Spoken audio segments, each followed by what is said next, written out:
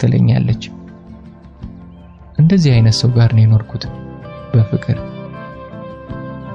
የሆነ ሆኖ ለመጀመሪያ ጊዜ የሥነ ጽሑፍ ዝግጅት ላይ እንደ ፍቅረኛ ክንዴን ይዞ የወሰደኝ ቶማስ ነበር። ለኔ ይሄ ማለት ብዙ ነገር ነው። ለቅሶ ቤት ይውሰደኝ፣ ሰርግ ቤት ጉዳይ አልነበረም። ሳያፍርብኝ እጄን ይዞ ሰው መሃል የሚገኝ ሰው ከጎኔ መኖሩ ብቻውን የሚሰጠኝ ስሜት የተለየ ነበር። ከዚያ በኋላ ብዙ የሥነ ጽሑፍና የግጥም ዝግጅቶች ላይ ቶማስ ጋርም ይሁን ብቻዬን እገኝ ነበር።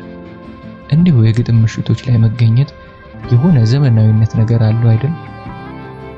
የስዕል ኤግዚቢሽን፣ የሥነ ጽሑፍ ምሽት ምናምን፣ በተለይ ምሽት የሚለው ደስ ይላል። ማስሎውስ ሃይራርኪ ኦፍ ኒድስ እንደሚነግረን የሰው ልጅ የዕለት ጉርሱን የዓመት ልብሱን ካገኘ በኋላ ጥጋብና ብርዱን ከመከላከል ባለፈ የመታየት የመወደድ ፍላጎቱን ለማርካት ይታትራል። ምንም ደሃ ሀገር ብንኖር ያለችንን ለማሳየት ጥምቀትን መጠበቅ የለብንም። መቼም እንዲህ ያሉ ቦታዎች ብሎ ለመታየት የሚሄድ ባይበዛ ነው። ምኔ ነው ተረት ተረት? ምኔ ነው ግጥም? ምኔ ነው ሰው? ምኔ ነው ሐሳብ? ጥበብ ቅብርጥስ? እነዚያ በቁማቸው ጫጭተው የተመለጠ የወይራ መፋቂያ ከመሰሉ ገጣሚ ተብዮች ምን ጠብሊል? ተጠቦ ተጨንቆ ትልቅ ሥራ እንደሰራ ሰው ከመድረክ ወርደው ሲጋራቸውን በላዩ ሲያቦኑና መጠጣቸውን ሲገለብጡ ደሜ ይፈላል። በእርግጥ ከፍቅረኛ የቶማስ ይሻላሉ። እሱ እንዲሁ መቆዘም ብቻ ደክሞ የሚውልና የሚያድር ድብርታም ነበር። ሲጋራና መጠጡም አይቀርበት። አንድም ቀን ይህን ሱስህን ቀንስ አለያም አቁም ብዬው ግን አላውቅም። እንዲያውም የሚያስፈልገውን ገንዘብ ሰጠው ነበር። ሳንባውና ጉበቱ ከስሎ ቢሞት ግድ አልነበረኝም። በእነዚህ ምሽቶች ከብዙ ታዋቂ ደራሲና ገጣሚ ሰዓሊና ምንትሶች ጋር ተዋውቂያለሁ። የብዙዎቹ ጽሑፎች አሉኝ። አብሮ ሻይ ቡና ማለቱ ከተራው ሕይወት ትንሽ ከፍ የማለት ስሜት አለው። አለ አይደል? በቀጥታም ባይሆን እንትናን አውቀዋለሁ እኮ፣ ኧረ እባክሽ ይህንን ፊልም የጻፈው የእንትን መጽሐፍ ደራሲ መባባል የሆነ ስሜት አለ። በተለይ ለኔ ብዙ ነው ትርጉሙ። ሰው ከማያውቀው ህመሜ ባይፈውሰኝም እንዳገግም ረድቶኛል። መልከ ጥፉ ነኝ፣ ራሴን ጠንቅቄ ያውቃለሁ። መልኬ ወንዶችን አይስብም። ከእግሮቼና ከጥርሴ በስተቀር ምንም እይታ አይስብም። በእርግጥ ጓደኛዬ ማህደረ አይኖችሽ ያምራሉ ትለኛለች። ሌላ ሰው ማንም ብሎኝ ስለማያውቅ እርግጠኛ አይደለሁም። ማህደረ እርግብ ነችና እባብም ቆንጆ ሆኖ የሚያታልል ፍጥረት ነበረች። ለሷ የሰው ልጅ በሙሉ ቆንጆ ነው። የሆነ ሆኖ አላምርምና እድሌ ነው። ዓለም የቆንጆዎች ናት ብዬ ቁጭ ልል አልችልም። እዚህ አስቀያሚ ሌጣ ደረቴ ውስጥ ያለው ልቤ ስራው ደም መርጨት ብቻ አይደለምና እንደ ሰው የሚወደኝ የሚያፈቅረኝ ሰው ፈልጋለሁ። ሁልጊዜ ፍቅር ፈልጋለሁ። አይኖቼ ወንዶች ላይ እንደተንከራተቱ ናቸው። ግን ከሃይ ስኩል እስከ ኮሌጅ ፍቅረኛ ኖሮኝ ያውቅም። አደባባይ ላይ ተቆሞ የወንድ ያለ አይባል ነገር። ይሄ መገፋት ወደ ትምህርት ገፍቶኝ ወይ እሷ እንደ ወጣት አትልከሰከስ ትምህርቷ ላይ ብቻ የሚባል ጎበዝ ተማሪ ሆንኩ ልልከስከስ ብል። ከዚያ በተረፈኝ ጊዜ ቤተክርስቲያን አዘወትራለሁ። ይህም የጨዋነት ደረጃዬን ከፍ አደረገልኝ። የልቤን ናፍቆት ግን ማንም አያውቅም ነበር። አንዱ ይሄን ወረቀትሽን ወደዚያ ጣይና አግብቼ ልውሰድሽ ቢለኝ ወደዚያ ወርውሬ ከተለው ነበር። በነጠላ የተሸፈነው በሚኒስከርት ቡጊ ውጊ የሚል ልቤ ነበር። ይገርመኛል ታዲያ ከእህት በላይ የምታውቀኝ ጓደኛዬ ማህደርን ጨምሮ የሚያውቀኝ ሁሉ የሚያስቡኝ ከዚህ በጣም አርቀው መሆኑ። እንዴት አይነት ማስመሰል በከናነብ ነው እላለሁ ለራሴ። ድፍን ወዳጅ ዘመዶቼ በአለፍ ገደም የሚያውቀኝ ሁሉ ስለ ሃይሚ ጨዋነት በ10 ጣታችን እንፈርማለን ይላሉ። ከመፈራረማችሁ በፊት በእርግጥ እንዲህ ስል ወንድ አላውቅም ማለት ያልነበረም። አሳፋሪ ቢሆንም ወንድ ጋር መተኛት የጀመርኩት ገና 10ኛ ክፍል ተማሪ እያለሁ ነው። ይህንን ማንም አያውቅም ማህደርን ጨምሮ። ምን ተብሎ ይነገራል? የጎረቤታችን የእህትዬ ሆህተ ባለቤት ጋሽ አለም ጋር ተኛው ተብሎ። ለመጀመሪያ ጊዜ ወሲብ የፈጸምኩት እሱ ጋር ነበር። ረጅም ቀይ ነው። ለምን እንደሆነ እንጃ ሳየው ዶክተር ነበር የሚመስለኝ። አረ ነጋዴ ነው ተብዬ ሁሉ ዶክተር ነበር የሚመስለኝ። አብረን እንድንተኛ ሲጠይቀኝ አልተግደረደርኩም። ጠየቀኝ እንኳን አይባልም። እንደውም የሆነ ትልቅ ክብር ነበር የተሰማኝ። እትዬ ሆህተ እመብርሃንን የመሰለች የሚባልላት ቆንጆ ሴት ነበረች። በፊልም የምናያቸውን የህንድ ሴት ተዋናያን የመሰለች። በሙያዋ እዚህ ልደታ ፍርድ ቤት ዳኛ ነች። ሁሉም ሰው እትዬ ይላታል እንጂ ያኔ እድሜዋ ከ30 መብለጡንም እንጃ። ታዲያ ባለቤቷ ጋሽ አለምነህን አለምዬን የምትለው ከትምህርት ቤታችን ወረድ ብሎ የህንጻ መሳሪያ መሸጫ መደብር ነበረው። ነጋዴ ነው።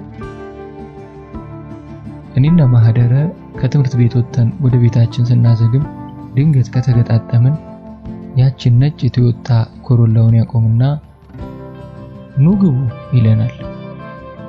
እየተሽኮረመምን አንቺ ቅደሚ አንቺ እየተባባልን እንገባለን። ይሸኘናል። ማህደርን ሜክሲኮ ጫፍ ላይ ካወረዳት በኋላ እኔ ጋር አንድ ሰፈር ስለሆነን እንቀጥላለን። ብዙ የሚያስቅ ነገር እያወራኝ ብዙ የሚገባኝንና የማይገባኝን የሥራ ጉዳይ ምናምን እያወራኝ ልክ እንደ ጓደኛ ውስጤ በጣም ነበር የሚወደው። እንደዚያም ሆኖ በኋላ መመልከቻ መስታወቱ ደጋግሞ አይኑን ጣል እያደረገ ሲመለከት ብዙ ጊዜ አይኖቻችን ቢገጣጠሙም ያው እንደ ሁሉም ወንድ ማህደረን በአጓጉል ነገር የፈለጋት ነበር የመሰለኝ። አይኔ ንቁ ነው። እንዲያውም ማህደረን በኋላ ምንድነው ባለ ትዳር አይደል እንዴ 10 ጊዜ ያፈጥብሻል አልኳት። ደንገጥ ብላ አፈጠጠ እንዴ አላየሁትም አለችኝ። ሁልጊዜ እሷን ወንዶች የማየው እኔ ነኝ። እንዲህ ሲሆን ልለምደው ያልቻልኩት ብስጭት ውስጥ ይፈነዳል። ደንገጡር የሆንኩ አይነት። ማህደረ ጋር የሚያዩኝ ወንዶች ሁሉ ከመጀመሪያዋ ሰላምታ በኋላ ከነመፈጠሬ እንደረሱኝ ነው። የት ነው የምትማሩት? ስንተኛ ክፍል ናችሁ? የት እየሄዳችሁ ነው? የሚሉት ጥያቄዎች ሁሉ እኔን ማጀብ ያድርገው ለማህደረ የሚቀርቡ ነበሩ። ጥያቄያቸውን የምመልሰው እንደ አስተርጓሚ ነበርኩ። ማህደረ ሲበዛ ዝምተኛ ናትና የሷ አንደበት ነበርኩ። እኔ እየመለስኩ የሷን አይን ለማየት የሚታገሉት ነገር ያበሳጨኛል። ምንም ልበል ግድ አልነበራቸውም። ራሴን ላጠፋ እየሄድኩ ነው ብላቸው ራሱ ግድ የሚሰጣቸው አይመስለኝም። ታዲያ አንድ ቀን ማህደረ አባቷ ታመው ከትምህርት ቤት ቀርታ ብቻዬን ታክሲ ሲጠብቅ የጋሽ አለምነህን መኪና ከሰፈር ስትመጣ አየኋት። ብቻዬን ስለሆንኩ እንዳላየ ያልፈኛል ብዬ እኔም ያላየሁት ለመምሰል እዚህና እዚያ አይኔን ስቃብዝ ያቺው መኪናውን ፊት ለፊት ያቆምና መስታወቱን ዝቅ አድርጎ ሃይማኖት ብሎ ጠራኝ። ታክሲ የሚጠብቀው ሁሉ ስሙ ሃይማኖት ይመስል ሁሉም ወደሱ ዞረ። በእጁ ምልክት ወደ መኪናው እንድገባ ጠራኝ። አባቴ ነበር የሚመስለው። አላንገራገርኩም። የኋላውን በር ልከፍት ስታገል ነይ እዚህ ብሎ ተንጠራርቶ የጋቢናውን በር ከፈተልኝ። ትንንሽ ነገሮች አሉ ምናልባት ለሌሎች ምንም ይሆኑ፣ ለኔ ግን ያቺ ቅጽበት የንግስና ዙፋን ላይ የመቀመጥ ያህል ልዩ የመከበር ስሜት ነበራት። ሁልጊዜ ይህች የጋሽ አለምነህ ቶዮታ ኮሮላ መኪና ሰፈር ውስጥ በተለይ ማታ ሳያት ሚስቱ እህትዬ ሆህተ በክብር ያኔ እኔ የተቀመጥኩበት ቦታ ላይ ተቀምጣ ነበር የማያት። ወደፊት የሚወደኝ ሰው አግብቼ ያልኩ የምመኘው ምኞት በዚያ መስታወት አልፎ በአይኔ የተጸነሰ ምቾት ነበር። በዚያ ላይ መኪናውን የሞላው ሽቶ። እስካሁን ያንን ቅጽበት ሳስብ ነፍሴ ሐሴት ታደርጋለች። የምድር ቆንጆ ሴቶች ሁሉ በእትዬ ሆህተ ተወክለው የንግስትነት ዙፋናቸውን የቀማኋቸው መስሎ ነው የሚሰማኝ። ሁልጊዜ ተሸናፊ ነኝ እንጂ ነፍሴ ሽሚያና ውድድር ትወዳለች። ትንሽ እንደሄድን አይናችን እያየሽ አደግሽ እኮ ሀይሚ አለኝ። የምናገረው ጠፍቶኝ ዝም እንዳልኩ ከማደግሽ ቁንጅናሽ ስንተኛ ክፍል ሆንሽ ብሎ እጁን ያንን ንጹህና የሚያምር ቀኝ እጁን ታፋይ ላይ እንደቀልድ ጣል አደረገው። በድንገተኛው ንክኪ ስቅቅ አለኝ። እጁን ለመያዝ የላኩትን እጄን በቀስታ ቀሚሴን ወደ ታች አስተካክዬ መለስኩት፣ ግን ለመከላከል አልሞከርኩም። አይኖቼ ብቻ እጁ ላይ ተተከሉ። ትንሽ ዘወርወር አለብኝ። የመጀመሪያው አስተያየት ከእጁ ጋር ተዳምሮ ስንተኛ ክፍል እንደሆነ ሁሉ እስኪጠፋብኝ ተደነባበርኩ። እጁ ወደ አጓጉል ቦታ ሲንቀሳቀስ ታፋና ታፋይን በኃይል ገጥሜ እጁን በእጄ ለማንሳት ያዝኩት። አይዞሽ ፈራሽ እንዴ ብሎ እጁን ራሱ አነሳው። ከራሴ ክብር ይልቅ ያስቀየምኩት ነበር የመሰለኝ። ይቅርታ ሰው ነክቶኝ ስለማያውቅ ነው አልኩት።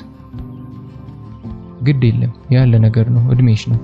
በዚያ ላይ ቆንጆ ስትወጪ እዚያ ፊት ለፊት ጁስ ቤቱ ጋር ጠብቅሻለሁ፣ አብረን እንሄዳለን አለኝ። እንዳቀረቀርኩ እሺ ብዬ ከመኪናው ወረድኩ። ዝብርቅርቅ እንዳለብኝ ትምህርት ቤቱ እየሰወጣ በጉጉት ወደ ጁስ ቤቱ ተመለከትኩ። መኪናው ቆማ ነበር።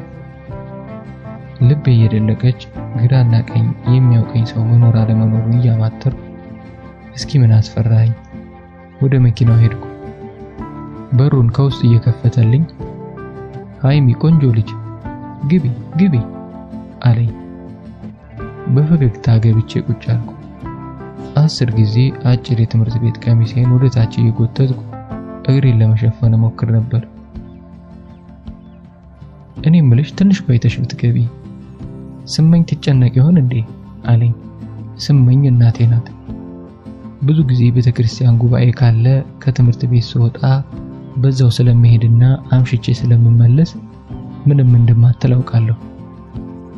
እዚያው ቤተክርስቲያኗ ሄዳ ነው ከማለት ውጪ እናቴ ሌላ ቦታ ትሄዳለች ብላ ጠርጥራኝ አታውቅም። ግን ትንሽ መቆየትን ምን አመጣው እያልኩ ምን እንደምመልስ በፍጥነት አስባለሁ። አይሆንም ብል የሚቀረው ነገር ያጓጓኛል። ክፉኛ ጓጉቼ ነበር። እሺ ብልም ምን ይሆን የሚፈጠረው የሚል ፍርሃት ያናውዘኛል። አፌ ላይ እንደመጣልኝ እኔ እንጃ አልኩ። ልምድ ያለው ሰው ነውና ገብቶታል። ፈገግ ብሎ መኪናዋን ወደ ጦር ኃይሎች ያገልባት ጀመር። በዝምታ የሚያደርገውን ያለው ጧት የመለሰውን እጁን እንደገና ወደ ታፋይ ልኮ በቀስታ ቀሚሴን ወደ ላይ እንደ መሰብሰብ ሲያደርገው በእጅ ያስኩት። ሃይማኖት አሁን እኮ ትልቅ ቆንጆ የደረስሽ ልጅ ነሽ፣ አትፍሪ። የከተማ ልጅ አይደለሽ እንዴ? በጣም ነው የወደድኩሽ አለኝ። እጄን አላለሁ። እጁ ታፋይ ላይ በቀስታ እየተንቀሳቀሰ የባጤ ቆጡን ያወራኛል።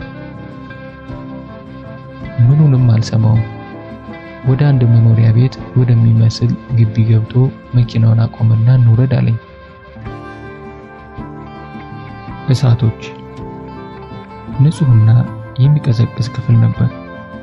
አብረን ከገባን በኋላ አልጋ ላይ ተቀምጦ በእጁ አልጋውን መታ መታ እያደረገ ነይ እዚህ አለኝ። ቀስ ብዬ ሄጄ ተቀመጥኩ። ይጣደፋል፣ ክፉኛ ይጣደፋል። በበኩሌ በአጓጊ ህልም ውስጥ እንዳለው አይነት ነገሮች ሁሉ ድንገት ባንኝ የሚቋረጡ እየመሰለኝ ነበር። በዝምታ አድርግ የሚለኝን ሁሉ አደርጋለሁ። ጓጉቻለሁ። አውቃለሁ ምን እንደሚሆን። ጣቴን የሚጠባ ህፃን አይደለሁም።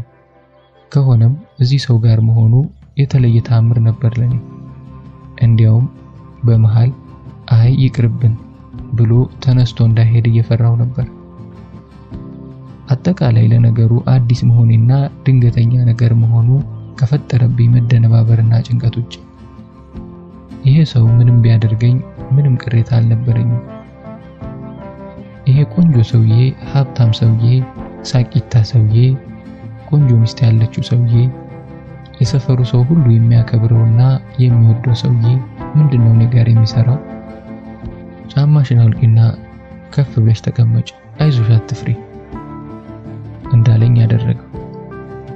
ጉርድ ቀሚሴን ያጋለጠውን እግሬን እያየና የሸሚዙን ቁልፍ እየፈታ ይህ እግርሽ እንዴት እንደሚያምር ሰዎች አልነገሩሽም አለኝ። አቅርቅሬ ዝም አልኩ። ሸሚዙን አውልቆ ወደ ጎን ወርወር አደረገና እጁን የተጋለጠ ጉልበቴ ላይ አሳረፈ። ቀስ አድርጎ ወደ ራሱ ሳበኝ። ደረቱ ላይ ተለጠፍኩ። እጁን ልኮ ከማነሳቸው ብዛት ለመቆንጠጥ እንኳን የሚያስቸግሩ ጡቶቼን ሲነካኝ ባለ በሌለ ኃይል ታፋዬን ገጥሜ ትንፋሽን ዋጥኩ። ልብሴን ቀስ በቀስ ሲያወልቅልኝ በዝምታ ነበር የተባበርኩት። ተንጠራርቶ መብራቱን አጠፋው። እፎይታ ተሰማኝ። አንሶላው ደስ የሚል ሽታ አለው። ከዚህ በኋላ የሆነው ሁሉ ፈጣንና ግራ አጋቢ ህልም ነበር። ህመም፣ ደስታ፣ የማላውቀው ድብልቅልቅ ያለ ስሜት ነበር የሚሰማኝ። በዓለም ላይ እንደኔ የሚያፈቅረው ሰው ያለ መስሎ አልተሰማኝም። ወንዶች ይጸየፉኛል ብዬ አስብ ነበር። እንደዚህ አይነት ቆንጆ፣ ሀብታም፣ አገር ያደነቃት ውብ ሚስት ያለችው ሰውዬ ከንፈሬን፣ ጉንጬን፣ አንገቴን ቢስመኝ እንባዬ እየፈሰሰ በሁለት እጆቼ እስከ ቻልኩት ተጠምጥሜበት ሳላስበው ጋሻ ለምን አልኩት። ወይዬ የኔ ጣፋጭ፣ እንዲሁ ነበር ያለኝ የኔ ጣፋጭ። አግባኝ አልኩት። ጨለማ ነውና መልኩን ባላየውም ትንታ ከምትመስላት ተነፋፈሱ ሳቁ ያመለጠ ይመስለኛል። ዛሬ ላይ ሳስበው የሚያሳፍረኝ የሚያስቀኝም ነገር ይሄ ነው ቃሉ ራሱ አግባኝ። ጨርሶ ሲነሳ መብራቱን አበራና የአልጋ ልብሱን ገልቦ የሆነ ነገር ተመለከተ። ሰውነቴን በእጄ ሸፈኑ። አመመሽ እንዴ? አይ ደህና ነኝ አልኩ። እውነታው ግን የሆነ ነገር ውስጥ የቀረ አይነት ኃይለኛ የማቃጠልና ታፋና ታፋይ መገጣጠሚያ ላይ ህመም እየተሰማኝ ነበር። አሃ የዛሬ ልጆች እሳቶች እያለ ወደ ሻወር ገባ። ምን ማለት ነው እሳቶች? ወደ ሻወር እንደገባ በፍጥነት አንሶላውን ገለጥኩና ሲባል የሰማሁትን ብር አምባር ነገር ፈለገው። አንሶላው ላይ ምንም አይነት ደም አልነበረም። የሆነ የተሳሳተ ነገር አለ አልኩ ለራሴ። የሰማሁት እንደዚህ አልነበረም። ደም መኖር አለበት። ደም፣ ፊልሙ፣ መጽሐፉ፣ ወሬው ለመጀመሪያ ጊዜ እንዲህ አይነት ነገር ያደረገች ሴት ነጭ አንሶላ ጋር ትፋጠጣለች አላልኩም። ከዚያ በፊት ወንድ የሚባል አላውቅም። ምንም ደም አልነበረም። ጋሻ ለምነህ እንዳላመነኝ ያወቅሁት ቆይቶ ነው። ከዚህ በኋላ ለወራት ነክቶኝ አያውቅም። እንዲያውም መንገድ ላይ ሲያየን አልፎን ነበር የሚሄደው። የሆነውን ሁሉ በውስጥ ያፍኜ እንደገና ላይ ጓጓ ነበር። እንዲያውም ይሄን ሁሉ ያደረገ እሱ እያለ ላይኔ ያስጠላችኝ ሚስቱ እትዬ ሆህተ ነበረች። ሳያት እናደዳለሁ። ደግሞ ሁል ጊዜ እንደምን ዋልሽ ሃይሚዬ ትለኛለች። ልክ ባጠገቧ እንደሚያልፍ እንደማንም ሕፃን ነበር የምታየኝ። ባየኋት ቁጥር ወደ አይምሮ የሚመጣው ጋሻ ለምነህ ጋር አጉል ነገር እያደረጉ የኔ ጣፋጭ ሲላት ነው። ለመሆኑ ለመጀመሪያ ጊዜ ሲተኙ ደም አይታ ይሆን? መሆን አለበት። እንዲህ እያልኩ አስባለሁ። አንዳንዴ ማታ ባልና ሚስቱ ተያይዘው በሰፈር ሲያልፉ ምንም እንዳልተፈጠረ ሁለቱም ሰላም ይሉኛል። ታዲያ ፈራለሁ። ድንገት እህተ ሆህተ ጠርታኝ ሃይማኖት የሚነግረኝ ነገር እውነት ነው? ባሌ ጋር ተኝተሻል የምትለኝ የምታሳስረኝ፣ ሰፈር ውስጥ የምታዋርደኝ። እንደዚህ አይነት ሐሳብ ውስጥ እየገባ እንደ ብርድ ያንዘፈዝፈኛል። አንዴ ታዲያ ጋሽ አለምነህ ከትምህርት ቤት ስንመለስ አገኘኝና የተወውን መሸኘት ትዝ ያለ ይመስል ግቡ አለን። ገባን። ስለ ትምህርት ምናምን እያወራን ማህደረን ሜክሲኮ ወረዳትና ብቻችንን ስንቀር ያለምንም ዙሪያ ጥምጥም ምን አለኝ፣ ይቺ ቦይፍሬንድ አላት? ማን? ማህደረ። ያላሰብኩት ጥያቄ። እረኛ እንደዚህ አይነት ነገር አናውቅም። ሃሃ ያንቺንማ አየነው። አሁን የሷን ንገሪኝ። እንዳቀረቀርኩ የላትም አልኩ። ጥሩ፣ ነገ ከክላስ ስትወጡ የሆነ ሰበብ ሰጥተሽ ብቻዋን እንድትሄድ አድርጊያት። የት? ወደ ቤቷ ነዋ አለ ቆጣ ብሎ።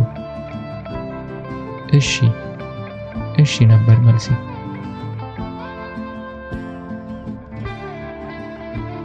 የ10ኛ ክፍል ቁጣ።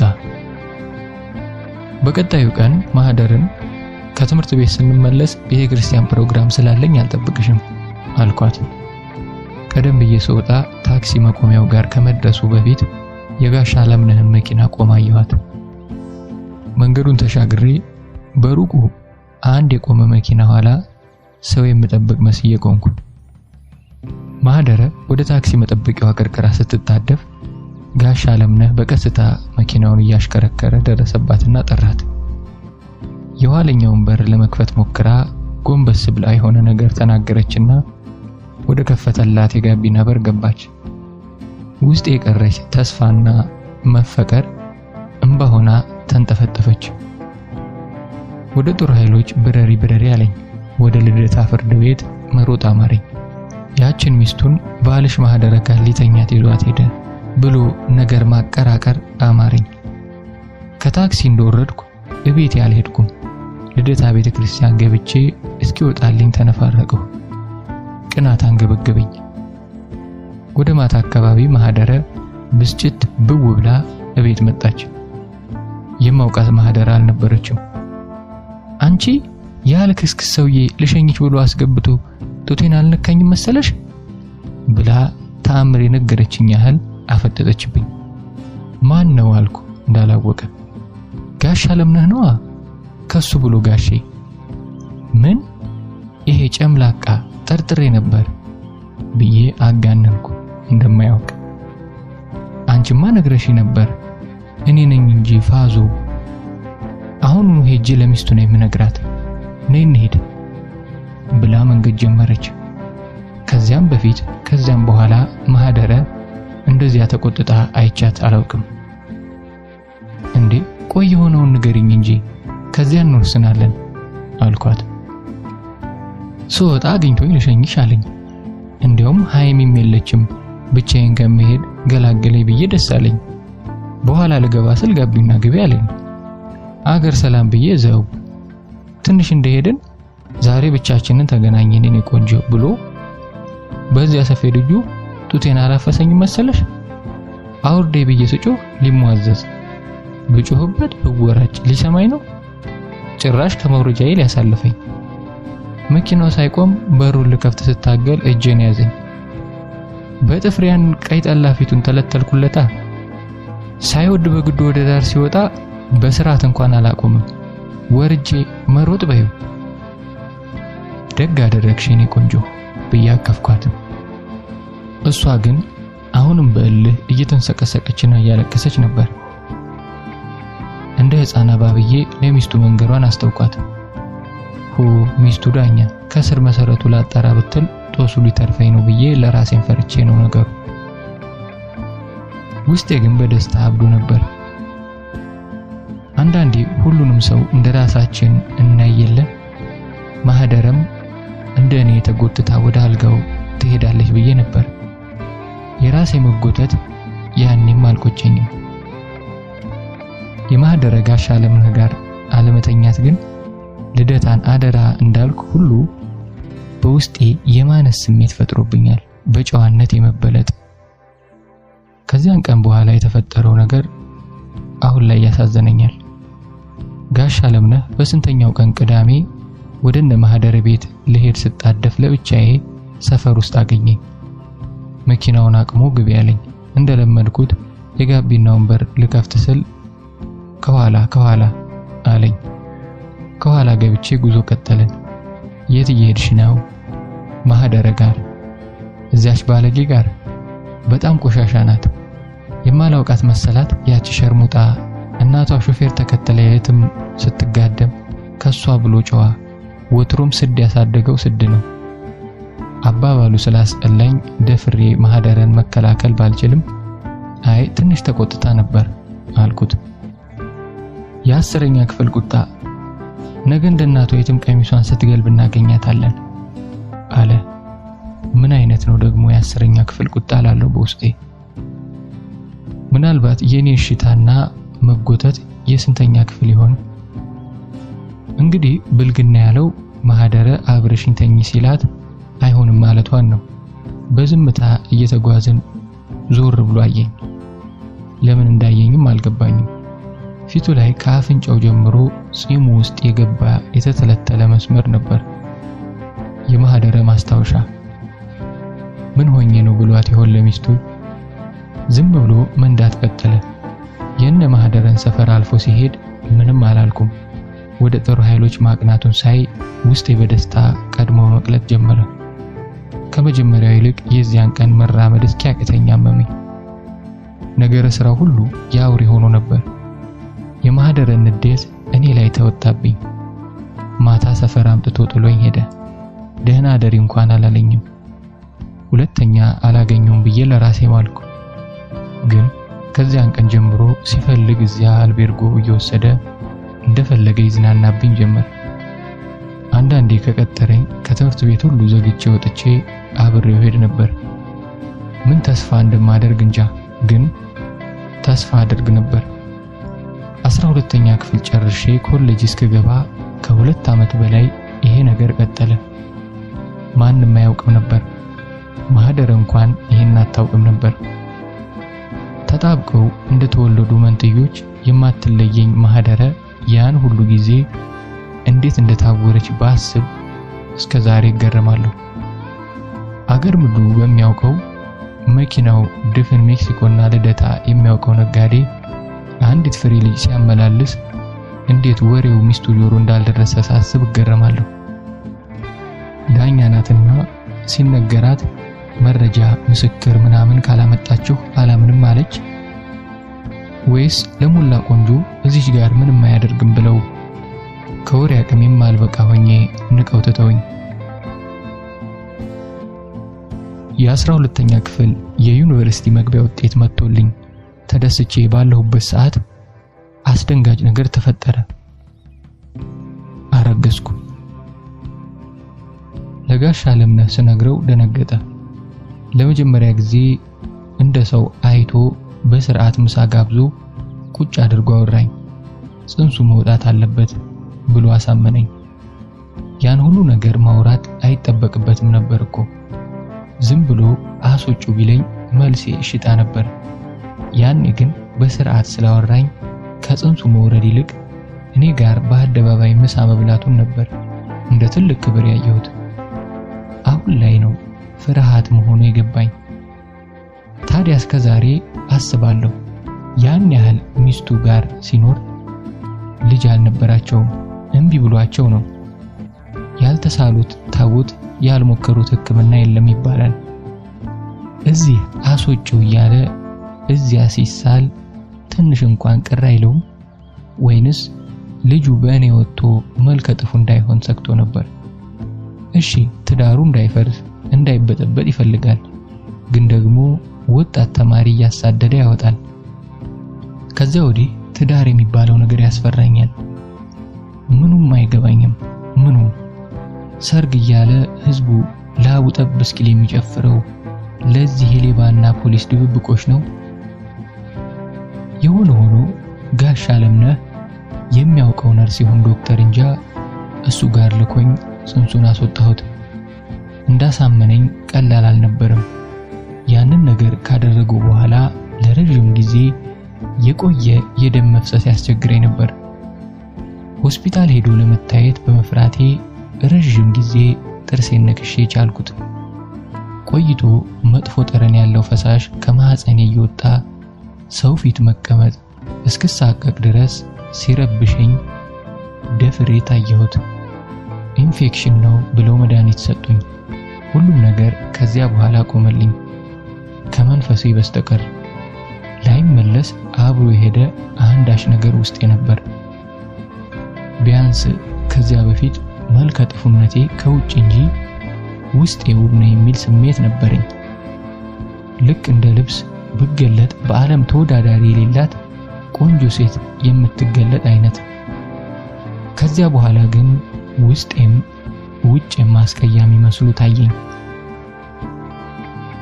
መጀመሪያ ኮሌጅ የገባሁት በእንዲህ ያለ የስጋም የመንፈስም ስብራት ነበር። ቢሆንም ጋሽ አለምነህ ከውስጤ ሊወጣ አልቻለም። ክፉኛ ይናፍቀኝ ነበር። ብዙ ጊዜ ወይ በትምህርት ጉብዝናዬ አለያም በማህደረ በኩል ከሚቀርቡልኝ ወንዶች አንደኛቸው ለፍቅር አስበውኝ አለማወቃቸው የሚፈጥርብኝ ህመም የማስታግሰው ልዕልት የመሰለች ሚስቱን ትቶ እኔ ጋር የተኛ ወንድ ነበር። ምድረ ኮሳሳ መጣችሁ ቀራችሁ እያልኩ ነበር።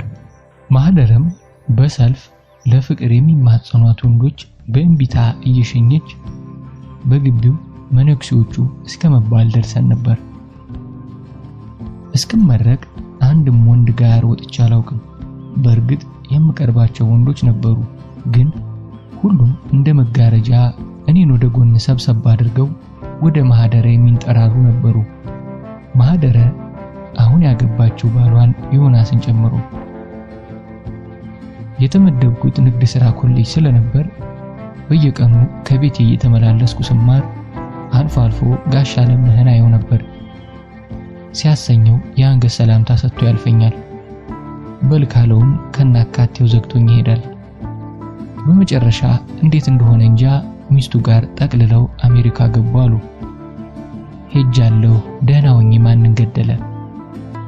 ይህን ስሰማ እስከመሞት ድረስ ወንድ የሚባል የሚቀርበኝ አልመሰለኝም ነበር። ከቤት ወደ ሥራ ከሥራ ወደ ቤት መመላለስ የህይወቴ ዑደት በሆነበት በ8ኛው ዓመት እንደሆንጃ ታክሲ ውስጥ አንዱ በጉራም ጥርስሽ ያምራል ብሎ ነጀተኝ። ተሰብሬ የተገኘው እኔ ቶማስ የሚባል መንፈሰ ሰባራ ጋር ለዛ የሌለው ፍቅረኝነት ውስጥ ገባሁ። ውስጤ ያን ሁሉ ከበደለኝ ጋሽ አለምነህ ይልቅ ቶማስ ላይ ያጉረመርማል።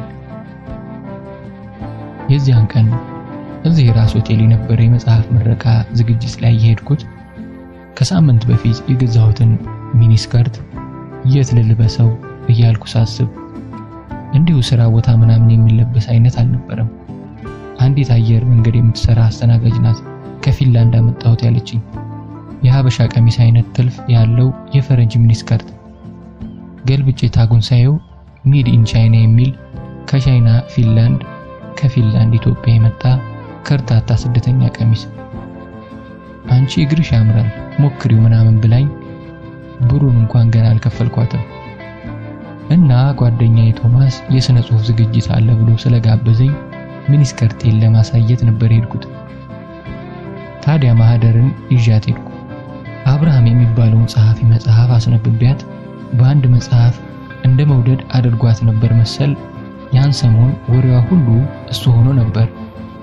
በምንም ነገር ማህደረ እንደዚያ ነበረች። አንድ ነገር ትይዛለች፣ ግራ ቀኝ አትልም።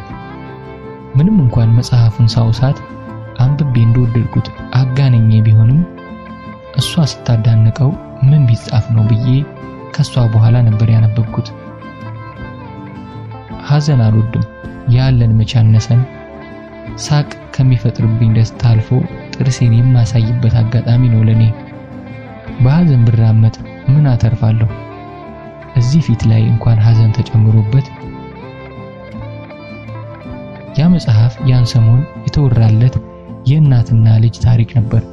አንጀት የሚበላ ነገር። አጋምሼ ተውኩት።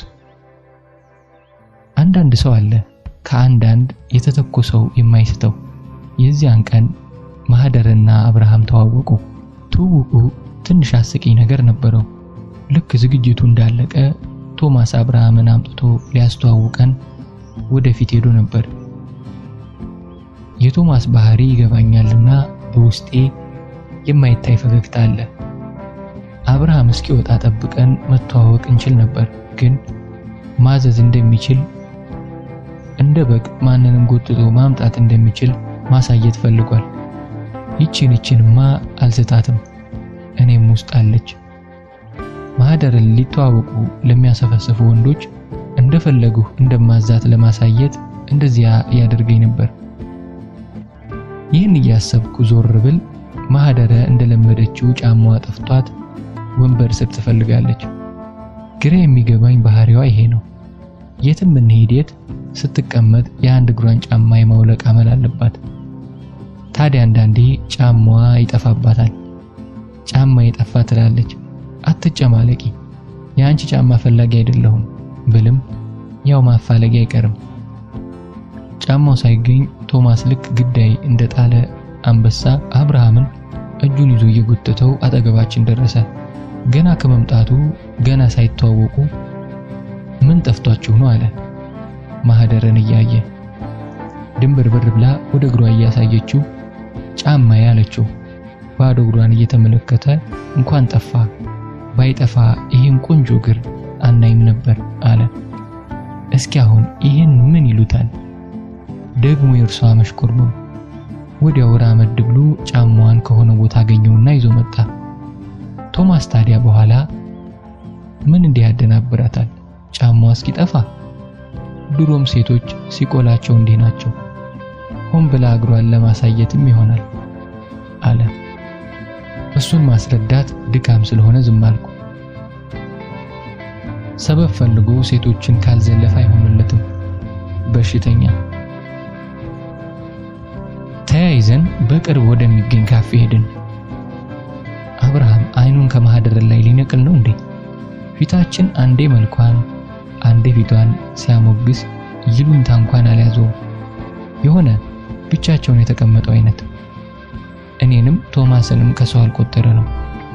ያቺ ወንድ ለምን አየኝ ብላ የምትመናቀር ማህደረ እየተሽኮረመመች ዝም። ምንድነው እየሆነ ያለው ብያለሁ በውስጤ። ልክ ከዚያ በፊት እንደሚተዋወቅ ጓደኛ ነበር አወራራቸው። በተለየ ማህደረ ነገር ገርሞኝ ልሞት። ሰውን አውቀዋለሁ ማለት ዘበት ነው። ከሳምንት በኋላ መሰለኝ እየተፍነከነከች ደወለልኝ አለችኝ። ያቺ ደመ ቀዝቃዛ ጓደኛዬ እንደዚያ ስትሆን አይቻት አላውቅም። ግንኙነታቸው ፍጥነቱ እስከዛሬም ይገርመኛል። መሃል ላይ ምን እንዳለፈኝ አላውቅም። ልክ አይኔን ከድኜ ስከፍተው በፍቅር እየከነፉ አገኘኋቸው። ከደወለላት ልብሷን ጥላ መሮጥ፣ ከደወለችለት መድረክ ላይ የሚያነበውን ነገር ትቶ ወደሷ መሮጥ ነው። በተለይ ማህደረ ልክ ግድቡ የተደረመሰ ውሃ አይነት ነበር በፍቅር የጎረፈችው።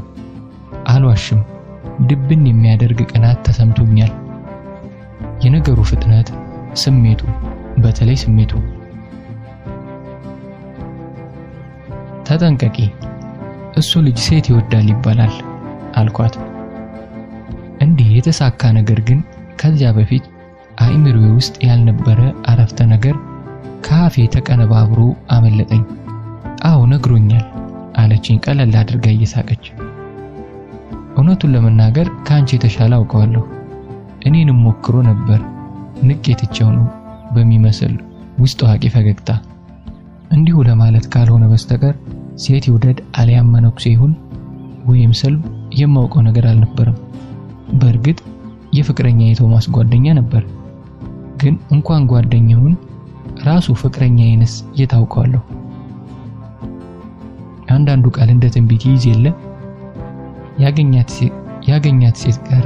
ያገኛት ሴት ጋር የሚሄድ በኋላ ፈሰስ መሆኑ ቆይቶ ሰማሁ። አሁንም ሰማሁ ነው። ትንሽ ቅሬታ ነበረኝና የሰማሁትን ማመን ፈለግሁ። ስለሱ ክፉ የተወራበት ቦታ እሱ አያደርግም አይባልም እያልኩ አልጠፋም።